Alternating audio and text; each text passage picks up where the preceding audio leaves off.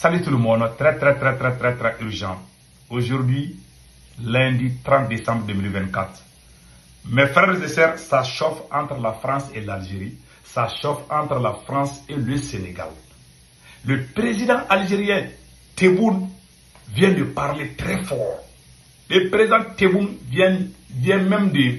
Bon, je ne vais pas dire que c'est des insultes, mais il a parlé fort. Le président Tebboune dit que la France veut déstabiliser son pays. Il a fait une sortie hier, tout près. Je vais lire. Le président Tebboune qualifie l'écrivain Boualem Salam d'imposteur envoyé par Paris pour déstabiliser l'Algérie. Voilà le vieux écrivain franco-algérien. Il a écrit un livre où il dit dans son livre que la moitié de l'Algérie, la moitié du territoire algérien, c'est ce qu'on a vu ici. C'est ce vieux, un franco-algérien, qui a dit que la moitié du territoire algérien n'appartient pas à l'Algérie. Que l'Algérie a volé, c'est ça qu'il a dit, c'est pas moi. Il dit que l'Algérie a volé les territoires des autres pays pour devenir Algérie comme ça. Là, c'est un Algérien, un franco-algérien, le vieux là.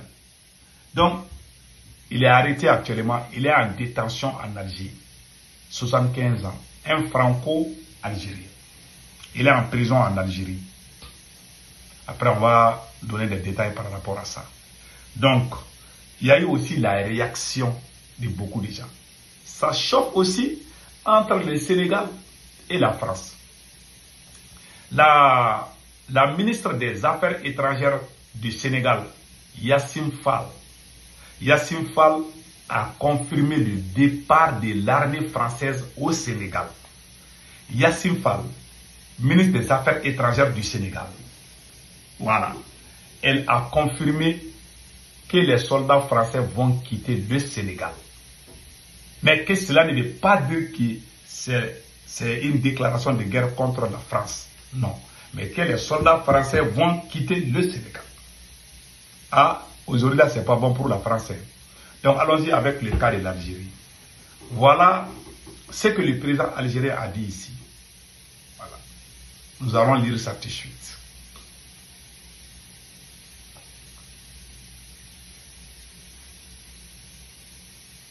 Tebboune qualifie l'écrivain d'imposteur. Vous envoyez un imposteur qui ne connaît ni son identité, qui ne connaît ni son père, ni sa mère, et vient de dire que la moitié de l'Algérie appartient à un autre pays. Voilà ce que le président algérien a dit. Et c'est très chaud entre l'Algérie et la France. Donc, le président algérien a brisé son silence, il est sorti hier. Voilà.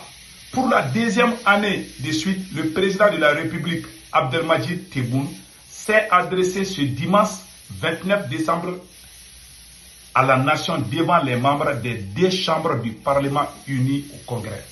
Dans un long discours de plus d'1h30 prononcé dans la salle circulaire du Palais des Nations, du Club des Pères à Alger, Abdelmadjid Tebboune a évoqué pour la première fois l'affaire de l'écrivain franco-algérien Boualem Salam, emprisonné en Algérie depuis 1 mois et demi. Boualem Salam a été arrêté à la mi-novembre à l'aéroport d'Alger et inculpé d'atteinte à la sûreté de l'État et à l'intégrité du territoire national. Tebboune la qualifie dans son discours d'imposteur en évoquant la question de la mémoire et des relations avec la France. Le chef de l'État a eu ses propos. Vous envoyez un imposteur qui ne connaît pas son identité, ne connaît pas son père ni sa mère et vient de dire que la moitié de l'Algérie appartient à un autre pays. Voilà ce que le président Tebboune a dit ici. C'est sur un site algérien qui s'appelle TSA. Voilà. Tebboune qualifie l'écrivain d'imposteur. À la mi-novembre dernier, Boualem Salam avait soutenu dans un média français d'extrême droite que l'Ouest algérien appartient historiquement au Maroc. Ah, il a parlé fort, mais en tout cas, moi je ne suis pas d'accord avec l'Algérie, mais ce que le vieux là a dit là, c'est pas bon. Ton propre pays, tu dis que la moitié de ton pays appartient à un pays rival. Donc il dit que la moitié Il a dit ça dans un média français, que la moitié de l'Algérie appartient au Maroc. Ah, ce sont des propos qui lui ont valu d'être arrêté à son retour en Algérie le 16 novembre. Il s'agit de la première réaction de l'Algérie au plus haut niveau de l'État et à cette affaire qui a aggravé la crise entre Alger et Paris. L'unique réaction officielle jusque-là était celle de Brahim Bouga, le président de l'Assemblée populaire nationale. Donc, il dit que la moitié de l'Algérie appartient au Maroc. C'est ça qu'il a dit. Hein. Le vieux là a parlé fort. Le vieux là. Voilà. C'est lui, hein. C'est un Algérien. Il est né en Algérie. Il est né en Algérie, grandi en Algérie. Après, il est parti en France. C'est lui. Hein. C'est un Algérien qui dit que l'Algérie a volé la terre marocaine. C'est un Algérien qui vient de le dire. Donc ça, c'est pas... Il ne devait pas dire ça. Pour moi, hier. Donc vous voyez, et puis pire encore, ce qui a énervé le président algérien, il y a des députés ou sénats français qui sont sortis insulter l'Algérie. Il y a Marion Maréchal. Voilà, Marion Maréchal qui a parlé très fort. Je vous laisse écouter cette dame. L'écrivain franco-algérien Boualem Sansal est prisonnier parce qu'il a eu le courage de dénoncer à la fois le régime d'Alger et l'islamisme en France et en Europe. Guidé par sa haine de la France, le régime d'Alger se comporte comme un État voyou, prêt à tout pour exercer une pression diplomatique. C'est en somme une prise d'otage qui ne dit pas son nom. Nous devons donc avoir un message clair. Libérez immédiatement Boualem Sansal. Pendant qu'en Algérie, un écrivain est emprisonné, les hiérarques du régime continuent d'envoyer leurs enfants faire les études en France et de venir se soigner dans nos hôpitaux. Jusqu'à quand cet affront? Revenons donc à de vieux usages diplomatiques et proposons à l'Algérie un échange de prisonniers. Il y a 3500 vrais délinquants et criminels algériens dans les prisons françaises. Nous sommes prêts à les échanger contre l'innocent Boualem Sansal. Celui-ci écrivait récemment « Le nom même de notre pays, Algérie, est devenu synonyme de terreur. Qu'il ne soit pas tenté d'écrire depuis sa prison que le nom même de notre continent, Europe, est devenu synonyme de lâcheté. Il est donc temps que l'Union européenne et tous ses partenaires utilisent tous les moyens diplomatiques. » Donc, vous avez vu la réaction de cette dame qui s'attaquait violemment aux dirigeants algériens. Donc, vraiment, la réaction, c'est-à-dire que l'air est très, très, très, très grave pour la France. C'est ça que je peux dire aujourd'hui. Parce que le président algérien n'a pas du tout apprécié la réaction de certains députés ou certains hommes politiques français à l'égard de l'Algérie. Donc, je peux dire aujourd'hui que sur cette affaire, moi je pense que l'Algérie a raison. Hein. L'Algérie a raison. Mais le conseil que moi je donne à l'Algérie, parce que si quelqu'un, parce que toi tu es algérien, tu ne peux pas venir dire que ton propre pays a volé la terre d'un pays voisin. Vraiment, ça ce n'est pas la liberté d'expression, ça c'est pas ce qu'on appelle la démocratie. Vraiment, je ne suis pas d'accord avec cet écrivain. Ce qu'il a dit, si c'est réellement ça qu'il a dit, alors il a tort. Maintenant, le conseil que moi je donne aux dirigeants algériens, vous voyez maintenant que c'est pas bon. Si quelqu'un essaie de déstabiliser ton pays, vous voyez maintenant que c'est pas du tout bon. Ok. Tous les gens là qui sont en train d'attaquer le Mali, le Burkina et le Niger, ils sont tous logés en Algérie, non? Moi, je soutiens le président algérien de sa sortie. Je le soutiens. Hein. Parce que chacun doit défendre son pays, je suis d'accord. Et je ne suis pas d'accord avec la réaction de l'écrivain. C'est que ce vieux-là a dit là. Un vrai patriote ne dit pas ça à son pays. Voilà. Ce vieux-là, ce qu'il a dit, il a tort. Hein. Il a vraiment tort. Maintenant, moi, ce que j'ai dit aux dirigeants algériens, vous voyez que c'est dur si quelqu'un essaie de déstabiliser ton pays. Les mêmes personnes gèrent comme ce vieux-là. Ces troupes chez vous, là, Yad Agali, Amadou Koufa, ils sont tous chez vous là-bas, non? Ces gens qui sont en train de massacrer les Maliens, les Burkinabés, les Nigériens, ils prennent le petit déjeuner, ils prennent le café en Algérie. Ils sont logés en Algérie, entretenus, habillés, armés par l'Algérie pour venir faire du mal aux Maliens. Le Mali a récupéré Kidal. Cela n'a pas pris les dirigeants algériens. Mais si quelqu'un d'autre veut annexer un territoire algérien, vous réagissez. Vous voyez, dans la vie, ce que tu ne veux pas qu'on te fasse, il ne faut pas le faire à l'autre. Moi, je ne suis pas d'accord avec la politique algérienne, mais sur cette affaire de Boualem Salem, je soutiens les dirigeants algériens. Je soutiens le président algérien. Mais je lui conseille d'être honnête envers les pays voisins. C'est tout ce que j'ai dit. Je ne peux pas soutenir quelqu'un qui veut diviser les pays d'un autre voisin. Donc je ne suis pas d'accord avec ça. Moi, j'ai dit la vérité. Voilà. Je n'ai rien contre les Algériens.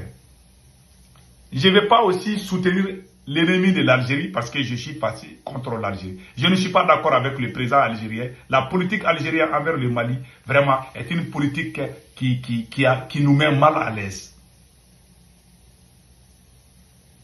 L'ancien ambassadeur français Nicolas Normand dit que pendant l'intervention française au Mali, que les services de renseignement de l'Algérie a demandé aux militaires français de ne pas tuer Iyad Agali, de le laisser passer. Personne n'a démenti. Aucun cadre Mali, et je m'excuse, je n'ai vu aucun Algérien qui est sorti démentir. Il a dit ça.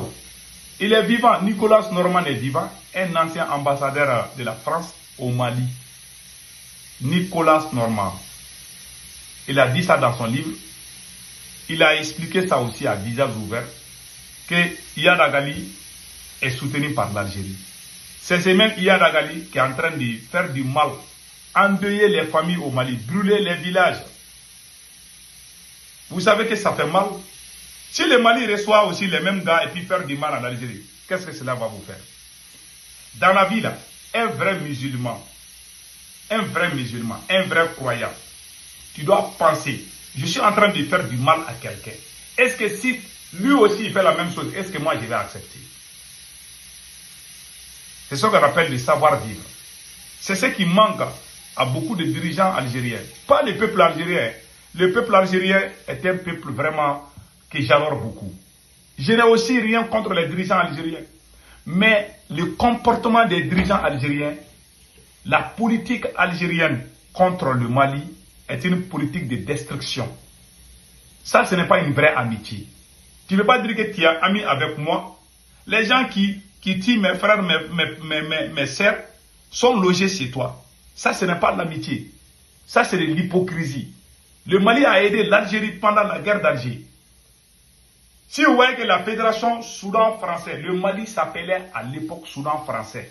Quand il y a eu la fédération entre le Soudan français actuel Mali et le Sénégal, c'est le nom de cette fédération qui s'appelait le Mali. Pourquoi la fédération a éclaté? Parce qu'à cette époque, le Mali de Modibo Keïta envoyait les soldats maliens pour défendre la cause algérienne. Le Mali logeait les combattants algériens à Kidal, à Tombouctou et à Gao. Si je ne me trompe pas, je pense que j'ai ça dans quelque part que je vais vous montrer. Voilà. Je pense que j'ai ça. La maison où logeait Bouteflika, l'ancien président algérien. La maison de Bouteflika, je pense que j'ai ça. Voilà. Voilà, c'est écrit ici. La maison de l'Algérie à Gao, que Modibo Keïta avait mise à la disposition du FLN, où habitaient Bouteflika et des Moudjahidines, servait à recruter des jeunes Algériens dans le nord du Mali pour les amener au front, récupérer les armes et des fonds pour le front du Sud FLN contre la France. Le rappel profite aux croyants. Voilà la maison de Bouteflika, l'ancien président algérien qui est venu une fois au Mali. La maison où il logeait là, voilà cette maison. Le Mali avait même construit des maisons pour des combattants algériens. C'est ce même Mali que l'Algérie est en train de détruire. Mais quand la France vous fait, vous sortez, vous êtes en colère. Vous insultez même ceux qui essayent de détruire l'Algérie. Je suis d'accord avec vous. Mais sachez que vous êtes en train de faire pire que ce que la France est en train de vous faire. Il y a des Maliens qui sont morts pour l'Algérie. Il y a des combattants, il y a des soldats maliens. L'ancien président du Mali, Moussa Traoré est parti en Algérie. Modibo Keïta a envoyé Moussa Traoré en Algérie, la guerre d'Alger là. Il y a des officiers de l'armée malienne qui sont allés en Algérie pour aider les Algériens contre les Français. Il y a des gens, il y a des Maliens, des Soraïs, des Peuls, des Touaregs qui se sont enrôlés dans le FLN de l'Algérie pour aller aider les Algériens. Les Arabes, la Russie, l'Union soviétique envoyait des armes en Guinée, au port de la Guinée-Conakry. Et de la Guinée, Sékou Touré les transportait au Mali jusqu'au nord pour les donner aux combattants algériens. Parce que la France avait le contrôle de tout en Algérie. La France a massacré plus d'1 million d'Algériens. On est contre la France pour ça. On soutient le peuple algérien pour ça. Mais ce que l'Algérie est en train de faire contre le Mali n'est pas du tout honnête. Tous ces grands bandits, ces voyous, ces criminels, ils sont tous logés en Algérie. Pour faire du mal aux Maliens. Est-ce que ça c'est honnête? Non. Ça c'est pas du tout honnête. Dans cette vie-là, il faut qu'on se dise la vérité. Moi, je ne parle pas pour que ça plaît à quelqu'un. Je ne parle pas pour qu'on m'aime, mais je parle pour dire la vérité. C'est ça. Je n'ai rien contre l'Algérie. Hein. Mais c'est la vérité. Donc, allons-y avec le Sénégal. Voilà, allons-y avec le Sénégal. Voilà la ministre des Affaires étrangères sénégalaise. Voilà. La ministre des Affaires étrangères sénégalaise. Et voilà. La voilà ici. Elle est à Doha. Hein. La ministre des Affaires étrangères du Sénégal. Elle est à Doha. Vous voyez ça? Elle est à Doha. Elle a fait une déclaration là-bas. Ministre de l'Intégration des Affaires étrangères du Sénégal. Dire qu'une armée étrangère présente dans notre pays doit retourner dans son pays d'origine n'est pas une impolitesse, c'est simplement une affirmation de notre souveraineté. Je ne vais pas vous donner le calendrier précis, mais je considère que cela est déjà une évidence. La France reste un partenaire du Sénégal. Demander à l'armée française de partir ne signifie pas que nous chassons les Français. Source Al Jazeera. Elle a dit... Elle a dit que la France va partir pour la souveraineté du Sénégal, que les soldats français vont quitter le Sénégal. C'est ça que le Mali a fait. On nous a qualifiés de tout. On a dit les Mali, il y a des apatrides maliens qui sont sortis dire du n'importe quoi contre le Mali. Ah, le Mali va brûler sans l'armée française. Des valets locaux. Ils sont sortis et ils ont crié partout. Ah, nous on a chassé la France. Est-ce que le Mali, on continue à respirer, non? Le soleil se lève comme d'habitude du même endroit et se couche du même endroit. Est-ce que le soleil ne brille pas au Mali? On a la nuit, on a la journée, non? Il pleut. Est-ce que ça empêche de ne pas pleuvoir au Mali? Il pleut toujours au Mali, non? On voit la lune, on voit le soleil. Qu'est-ce qui se passe? Des gens, des esclaves des salons qui essayent de nous embrouiller. Chasser l'armée française ne veut pas dire qu'on est contre la France. Les citoyens français sont au Mali, ils font du tourisme au Mali, ils font du tourisme au Burkina Faso. Il y a des Français qui sont au Mali, il y a des Français qui sont... Est-ce que nous on a chassé les Français? Est-ce que nous on a dit à l'ambassade française, on dit qu'on va fermer l'ambassade française? Non, on n'a pas fermé l'ambassade française. On a juste chassé les soldats français. Il y a des esclaves de salon qui se lèvent. Oh, ils sont contre la France. Ah, on est en guerre contre le monde. Ah, on ne doit pas tourner le dos au monde. On n'a pas tourné le dos au monde. On a dit seulement aux soldats français de quitter au Mali. On a dit aux soldats français de quitter au Burkina Faso. On a dit aux soldats français de quitter le Niger. Où est le problème? Moi, si je suis président, celui qui va ouvrir sa bouche pour dire ah, la France là est bien, je vais lui casser les dents. Je vais lui casser la gueule. En bon entendeur, salut. Et bravo au peuple sénégalais. Mais les discours chaque jour là, des dirigeants sénégalais, là, ça c'est pas bon. Hein. Il faut que le président Diomaye Faye signe un décret. Ah bon, c'est fini entre la France et le Sénégal. C'est mieux que les discours. Ah, la France va partir quand? On ne sait pas. Chaque jour, des beaux discours, mais pas de réactions. Le président Diomaye Faye l'a dit. Le premier ministre a dit. Maintenant, c'est le tour de la ministre des Affaires étrangères. Je suis d'accord, je vous félicite, je vous soutiens. Que Dieu bénisse le Sénégal. Mais la vérité est que ces discours-là, c'est pas comme ça qu'on chasse l'armée française. On ne sait pas pourquoi vous continuez à parler. Il faut faire l'acte, c'est tout. Il faut signer. Le président Diomaye Faye va signer le décret. Bon, l'accord, on vient vraiment de résilier, on vient vraiment de dénoncer l'accord de défense entre le Sénégal et la France. Et puis, les soldats français vont quitter, tant, et puis on va applaudir. Mais la France est là. Les soldats français vont manger les tchèpdjan au Sénégal. à Dakar. Ils sont là-bas. Donc, tant qu'ils n'ont pas quitté, parler là. Mieux vaut signer le décret, c'est mieux. C'est pas parce que moi je ne vous crois pas, je vous crois. Moi j'aime Ousmane Sonko et puis Diomaye Faye. Je vous aime, mais je vous dis la vérité. Voilà, c'est ça, je suis comme ça. Moi je ne prends pas de tam-tam pour chanter les louanges des gens. Non, je ne suis pas grillé. Je te dis la vérité. Ce qui est bien pour toi, je te dis. Même si ça sonne mal à tes oreilles, je le dis. Pion. Et puis c'est tout. Passez un excellent week-end. Ciao, ciao.